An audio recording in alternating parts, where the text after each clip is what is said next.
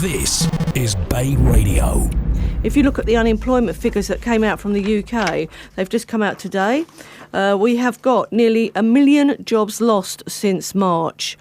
And a third of firms are planning to lay off this autumn. Figures on Wednesday, that's tomorrow, for GDP are expected to show that the UK is well in recession. The biggest fall in GDP since World War I is expected. And these figures for job losses are before the government furlough scheme ends in October.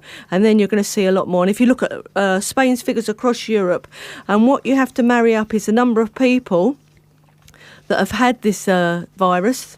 And it is, you know, if you've had it, okay, horrific, but against the horrific consequences it's given for everyone. We've got people, if you look at the queues for food in Madrid, in Barcelona, number of people that don't have any jobs. I think in the summer we're in this bubble, especially in our area, because there's lots of jobs. But once these jobs go in the winter, unless people have managed to make enough money in the summer, we are going to see a lot of problems. And I know most councils are trying to put together schemes to try and assist people because they realise how bad it's going to be.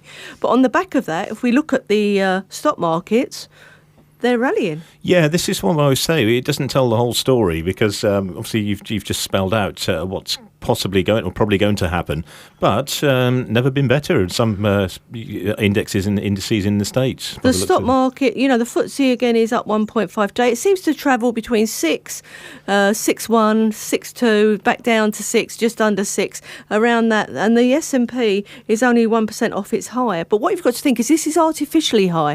Governments are propping these up. Governments are putting millions and billions into the stock markets, into the equity markets to keep them high.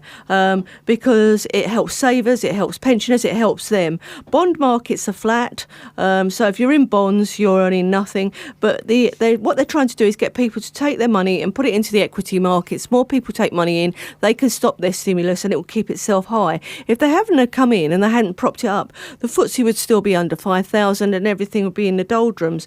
So the governments have worked towards trying to help us. They do realise that, you know, that closing everything down maybe wasn't the best idea. They should have just put in place certain precautions. And I think people would have followed those. If you look at Heathrow today, the CEO has come out and said tens of thousands of jobs have been lost. July, travellers for Heathrow was down by 88% in July last year. Now, no business can sustain that fall in business. And if you look at the number of hotels, everyone is going. If you look, we've got Virgin Atlantic has applied for Chapter 11 bankruptcy.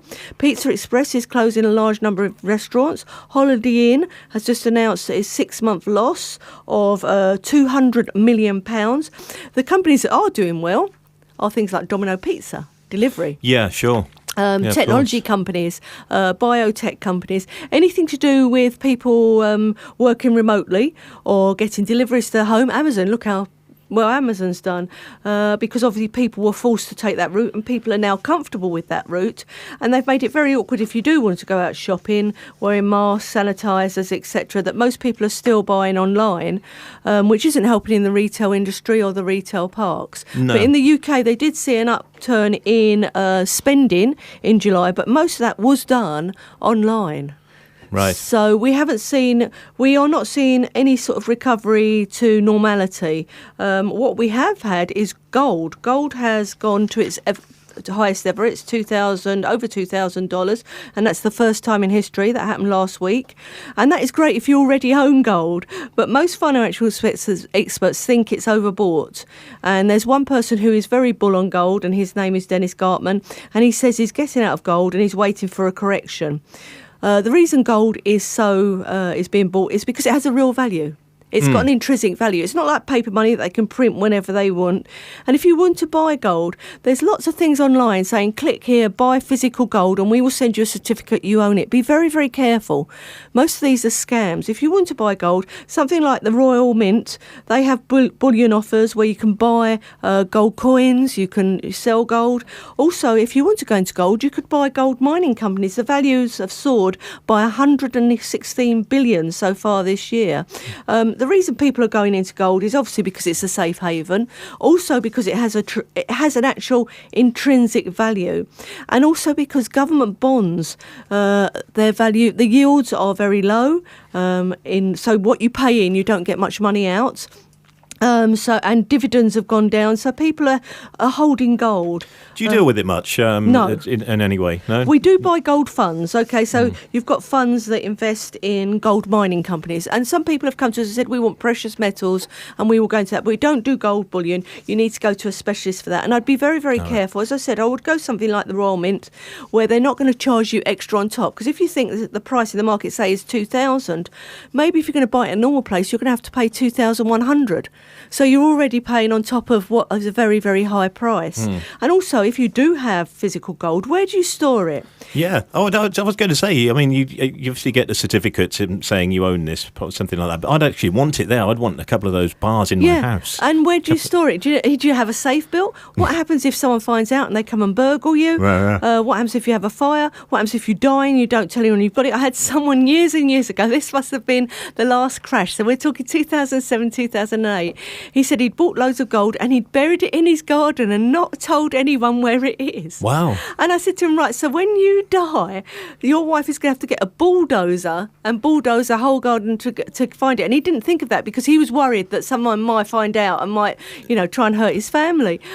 So I said, you've got to write it down somewhere, even lodge it with the bank, make it secure so someone knows where this gold is. He buried it in the garden like Samuel Pepys burying his big roll of Parmesan cheese. Yeah, is that what he did? Yeah, during the fire of London. He had, yeah. Because Parmesan, it was a delicacy, hard to get hold of. Yeah, he buried this big wheel of cheese in the garden so to protect if we see it. people digging in gardens, we know it's either for cheese or gold. Yeah. But no, I can understand people, having a little bit of gold, if you've got the money, isn't a bad idea. If you went to Abu Dhabi and Dubai, they've actually got vending machines where you can buy little ingots of gold for certain amounts of money, and that would be a good idea. I can't see it happening sort of in suburbs in England or in Spain, but if you go to the cities like London, you should be on, Madrid, Barcelona, or even Valencia, you'll find somewhere to buy gold. And remember, you don't want to buy, if you are going to buy it, you don't want to pay too much above what the price is. So before you go and buy gold, check what the price is in the market and know what you're buying. If you buy jewellery, it's always marked up by about 100%. So jewellery is not a good idea. Same for, but gold coins, look into. But as I said, if you buy online and you're offered a certificate and someone say, look, there'll be a little bit of gold attached, most of that is a scam. And what happens if things do go wrong? How do you get in touch with them to get your gold delivered to you if you want your gold? So I can understand people wanting to hedge their bets, but please be very, very careful. So I guess as far as your portfolios goes, again, diversification has come into this, hasn't it? It has. And I'm happy to say, touch wood, that our clients, all of them are back to the levels they were when the crash happened. If they've invested in a diversified market portfolio with us, if they've invested in portfolios run by certain big institutions, they haven't seen the upturn yet. But it's looking very, very positive. And for new investors, they've made a lot of money. I had someone who invested in May in a portfolio that we've used all along. So it hasn't been tailored just because of the crisis, because some financial advisors have been very, very crafty and they've gone in and looked at all the funds that have done well through the crisis and put together a portfolio saying, this is the portfolio you would have had and you would have made, 60%. Well, that's a load of balderdash. You should ask them to show someone's portfolio from a year, 2 years ago with those funds in to prove it, because most of them haven't. But I had someone who invested in May. He's already up 20%. Wow. But he was adventurous. And a balanced one, is up 12%. But because the markets have come back. And there's still a lot of potential out there. And there's still a lot of undervalued stocks. If you look at UK smaller companies, they're still undervalued. There's still a lot of value in those. Once we've got a bit more news on the economy, a bit more news on Brexit, most of these companies do have cash. And they will then invest and we'll see their shares go up. And of course, it's your business to keep an eye on that sort of thing. Get your jeweler's eyepiece in on these businesses and their stats. It is. It's very difficult at the moment because things move so quickly. But we do have a very good head office that does give us help and guidance. Plus, we're in touch with most of the fund managers, and they give us talks on what they think is happening with the market. We have webinars. We've been very, very busy with them giving us views on the market. So you can formulate your own view. You get, say, 10 in, and then you pick pick the bits out of each of them that seem to marry up, and you form a way forward from there. We've also had a lot of people coming in with pensions. Quite a few people with final salary pensions maybe wanting to transfer them. For most of them, we have to say no, because your final salary is actually guaranteed. So even through this stock market crash, your pension was always guaranteed. If you move it, and you happen to move it when the markets went down in March, you could, and it had been vested before the downturn, you would have lost, say, 30%. So you have to be very, very careful, and we are erring on the side of caution with most final salary pension transfers. Some of them, yes, there is a good reason to transfer, as I said before, and it's very, very expensive now. The FCA has brought in so many rules that to get the report to allow you to transfer is on average about £2,000. Oh, right. So it's a huge amount to take. If you still want to go ahead of it, you can do it as an insistent client. But what that means, if you do it as an insistent client, it means you've got no right of recourse. Should you ever say, I wasn't given the proper advice, because you've insisted on doing it your way. But yeah, let's talk about Spain, because there was something you wanted to mention. Yeah, there's two things. I've had lots of people, I did have lots of people call me. They were Brits that were stuck here because of the crisis and couldn't get back to the UK, and it meant that they'd stayed in Spain more than 183 days in 360. And they said to me, what does this mean? And this was about a month, 2 months ago. And I said, well, the OECD has come out and said that most countries should be fair on this and accept the fact that people were stuck here through no fault of their own, and they shouldn't then say that they're tax residents. So most countries said, yes, that was fine. Now, Spain, and apparently Spain has decided that if you did get stuck here for the crisis and you stayed over 183 days, you are tax resident in Spain. Oh. I think people are appealing against this. There was one chap who appealed. I think he was Lebanese, and they tried to get him for tax, and he took them to court, and it was actually ruled against him. He'd been here for over 183 days in 360, and they ruled that meant he was a tax resident in Spain, and he had to pay taxes in Spain. He's appealing again. Most people, hopefully, will have stayed under the radar and won't have the tax authorities won't know. Well, yes, because it seems a bit harsh if you couldn't. But it is very, very harsh. harsh. You didn't have any choice to go, and you were stuck here. But because of that, maybe you came in, I don't know, last year, November, or before then, and you were planning to stay just till, say, March, and you couldn't move out till May, June, or even, well, no, flights didn't start till July. Into July, yeah. So you were stuck here. So be very, very careful. And if you do get any problems, go and see a good tax advisor, and they will try and help you. But that is very worrying that Spain has ignored the advice. I guess there'll be one, like the fella there. I mean, if he won the appeal, that would be the test case, wouldn't it? That would set the precedent. But that could take a while. So just be very, very careful. And I am disappointed in Spain doing that. This crisis, we're all meant to come together. We're all meant to help each other. We're all meant to work as one. And they are not. They are penalising people through no fault of their own. And I think that needs to be addressed. And also in Spain, as we know, if we're Brits here, there is going to be a Brexit at the end of the year. Oh, yeah, remember that? Yep, and it looks like it's going to be no deal. Now, most people, you need to apply for a residencia before the 31st of December. However, it's very difficult to get an appointment. And what will happen is after that, we need a residency card, which is called a TIE. It's a Tarjeta de Identidad de Extranjero. Perfect. Okay, it contains your information, your name, your surname, period of validity, a unique number, and a foreign identification number. On the 6th of July, the Spanish government introduced the new document for all UK nationals living in Spain who have rights under the withdrawal agreement to stay here. Okay, so all UK nationals legally, and I have to point this out, legally living in Spain. So you have to have had your green little residency, or either the A4 or the little credit card one. If you've been living under the radar, tough. If you don't go and get that now, you will be stuffed. Have the right to request this card. So you have to have registered for residency. You're too late now. You have to register for your residency before the 6th of July. Okay. But if you've got your permanent residency, the original one, that serves as well. You don't have to have the TIE card. No, but if you need to update it, you might as well get it. But it says you may exchange it for the TIE if you want. There is no deadline for doing it, but authorities are recommending that you do it. Okay. And it's saying that there's only one place in this area you can do it if you're in the Costa Blanca, and that is in Alicante. It is in Alicante, yeah. You have to get an appointment by Alicante, and it's and you have to go twice to do this. And the best thing to do is to get someone to help you. Now, local gestorias, local accountants are finding this very difficult to do. So what they're suggesting is you find an immigration lawyer who's based in Alicante to do it with you. So they can assist you with getting the appointments at the police centre. They can tell you exactly what documents are needed because there's several papers that you need.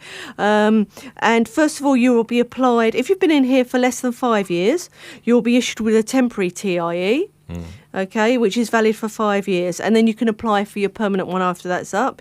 If you've been here for more than 5 years, you will be issued with a permanent TIE that is valid for 10 years, and you must renew your TIE when it expires, and you must do within a month of it expiring, a month before or up to 3 months after. If you don't, then that's it. And if you move to Spain from the 1st of January 2021, there will be different immigration requirements.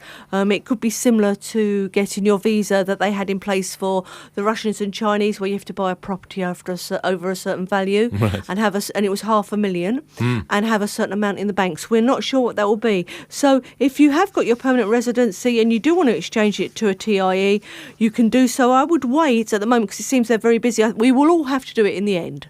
We're all going to have the TIE. At the moment, there is no deadline, so please don't panic. So if people say, oh, you know what it's like down the pub or in a bar, oh, you need your TIE if you're going to stay here. No. If you have your green residencia and it says temporary or permanent, and you're okay. If you're applying for it now, you may still get it, but the deadline was the 6th of July. But I think because of what's happening, they may be extending that slightly. Yeah, I think so. But please, if you do want to get your residencia, try as hard as possible to get it before the 31st of December. Because as we said, after that, it could be completely different to get, and it could be a bit more difficult. As we know in Spain, they love the paperwork. Yeah, I finally got my driving licence through last week. It was supposed to have been a lot sooner, but obviously things got held up. Yes. Yeah, there we go. It expires 2030. I think, well, boy, it seems. And then you a have long to take way another off. little test, don't you? A funny little driving test. I don't know. I did the little test ahead of that. Yeah. Where you have to keep it was like a video game, which I was quite good at. Yeah, my Only friend came off did it. And once. she said she was useless, but she still passed. Yeah, I think they just put everyone through. I don't know of anyone that failed the whole thing. So, and again, if you haven't got a Spanish driver's licence and you want to be driving in Spain and you live here, you need to get a Spanish driving licence. I think most people are aware of that, but please do that as well. Try and get everything in order. So if we have a no deal or if there's more negotiations going on after December, that you can legally stay here if you want to. Because also what you have to remember is it's not going to be 183 days in 360. Going forward, it's 90 days in 180. You can only stay 90 days in 180. If you stay more than that, it doesn't matter if you've got residency or not, they will consider you tax resident. And what I can say is expats are an easy target, whether you're British, Dutch, German, French, whatever, you're an easy target for the Spanish. So if they find out, and it's easy to do that, they can get your bank records and they can find out you've been to Mercadona each week, you've used the cash point each week, and it's up to you, not them, it's up to you to prove that you haven't been here more than 90 days in 180. You have to have proof. If they say you've been here, if you can't prove it, they will treat you as tax resident. But is that changing that's not changing for everyone else? No, not if you've got residency here. No, but just Brits because of Brexit. Yeah. But not everyone, not Dutch and... No, this is just for Brits. Yes, exactly. Oh, yeah, okay. But with the Dutch, if you've got freedom of movement with Dutch. But again, if you're here more than 183 and 360, they will consider you tax resident in Spain. It doesn't matter if you've got residency or not. Because someone came to me the other day, they said, oh, we've been here 10 years, but we haven't got our residency and we're not tax resident. And I looked at them and I said, look, you are resident and you are tax resident. You've got a residence bank account. The bank's changed you. Hacienda knows. Hacienda can go back 5 years, remember. It's not like 1 year. So if you haven't done your tax returns and you've been living here, they can go back 5 years. They can claim all that back tax and they can fine you. So for those of you who've been living under the radar, think you can still do it, please think again. Please try and get everything in order as much as possible. I'm not trying to scare people. If you live in Spain and you like living in Spain and you want to stay here, most people do everything above board. There's a few who don't. So please just take care. Christina Brady is in from Blacktower Financial Management. First one back in post-lockdown in the studio here. Yeah. So what are you doing work-wise? Are you pretty much out and about and at the office now? We are actually very, very busy. As I said to you, I was out seeing a client yesterday. It was quite a long drive. Usually people come to the office, which means I can see more clients in the day. But if they're elderly and they find it difficult to come to the office, I do go and visit them. But this one was quite a drive. It took up maybe about 5-6 hours of the day, which means you can't do anything else. Wow. And when you're busy, that is quite a long time. We've had lots of people contacting us. They've got cure ops with other financial advisors, and their tie-in period was 10 years, and their 10 years are coming up, and they're coming to me to transfer because maybe their portfolios haven't done well. They're not happy with the charges. And most of them think after 10 years their charges have gone to zero. Now, with this one company, the charges don't go to zero. They carry on at the same rate, even though you've come to the end of your 10-year charging period. And it's quite a high charge. So I'm working a lot on people trying to transfer these over to cheaper investments, because you try and keep the charges as low as possible. And also, most of these people have been invested in what we would call mirror funds, internal funds, which means you don't get the same gains as if you were in market funds. So they're losing out on the revenue they're getting, the growth they're getting from their funds, and also the fees are dwindling their returns. So we've got lots of people coming to us as well. People coming to us from Continental Wealth who had pensions with them. Maybe their pensions have fallen and there's not much of a value in there, and it makes sense to maybe close them down to avoid charges, but still keeping the options going if there's any recompense for mis-selling or anything, if any of the court cases that are going through for Continental Wealth come out in their favour. So we're working on that as well. Obviously, we can only take on so many because there's a lot of work involved in the Continental Wealth stuff, but we do try to keep people guidance and point them in the right direction. Regarding people that are being charged too much on previous things they took out, if you took it out 10 years ago, it was quite usual for financial advisors to earn quite a lot of commission. In those days, there wasn't so many rules and regulations. It was the same in the UK. Financial advisors used to earn a lot in commission. Since then, things have changed in the UK. You've got the non-commission route. In Spain now, you can pay upfront fees or you can pay commission, and commission has come down substantially. So people are finding when they come to the end of their 5, 8, 10-year thing, they're looking at the charges and realises they can get them cheaper elsewhere. And if you are in that situation, or you've got an investment you want reviewed, please just get in touch. We are here to help you. And it's just not myself. There is another 7 IFAs within the Costa Blanca. We cover the Balearics, we cover the Canary Islands, we cover the Costa del Sol, Barcelona, Madrid. We've got offices across Spain, across Europe, across France, across Italy, Gibraltar, Netherlands, Norway, Sweden, Cyprus, Malta. So if you're in any of those countries and you do need help, Blacktower is a global organisation, financially sound, financially secure, has been here for over 30 years, nearly 35 years, and hopefully will be here for another 30 years. So you've got that security behind you, and you've got the knowledge that you're not dealing with a 1 or 2 man band and we could disappear overnight. And it kind of Brexit proof as far as the regulators go and all that sort of thing? Yes, if we do a no-deal Brexit, at the moment we're regulated through Gibraltar. It may be difficult for Gibraltar to do business in Europe, so we have got another head office set up, a second one in Cyprus. So that means we still can do business within Europe. And we are authorised and regulated to do business in every country we deal in. So you have no problems whatsoever. And if you need to get in touch, you can always email info@blacktowerfm, that stands for financialmanagement.com. If you put the attention of Christina, it will come straight through and I'll look at it, either deal with it myself or pass it on to the best person. Or BayRadio, all one word, at Blacktower FM, stands for financialmanagement.com. Yeah, use that one so that we know people are listening and reacting to your interview. Well, they usually do. They say, we heard you on BayRadio. That's good. And we do keep, track of everything on our system. We have a CRM system, so we have to put where the leads come from so we know. Wow. Or you can always phone the office. The office is always manned. That is 965 058212. Or you can always email studio@bayradio.fm and they will pass everything on. Or you've got my mobile, which is 658 892 330, and we try to come back to you within 24 hours, sometimes within a few hours. It depends when your inquiry comes through. Even at weekends we try to get back to you just to let you know we've got your inquiry and we are looking into it. Sometimes inquiries are going into spam, into junk. If you don't hear from us, please email again or look up the phone number for the office, and it's under Costa Blanca, but it covers the Balearics. We can give you any details of any office if you get in contact with us.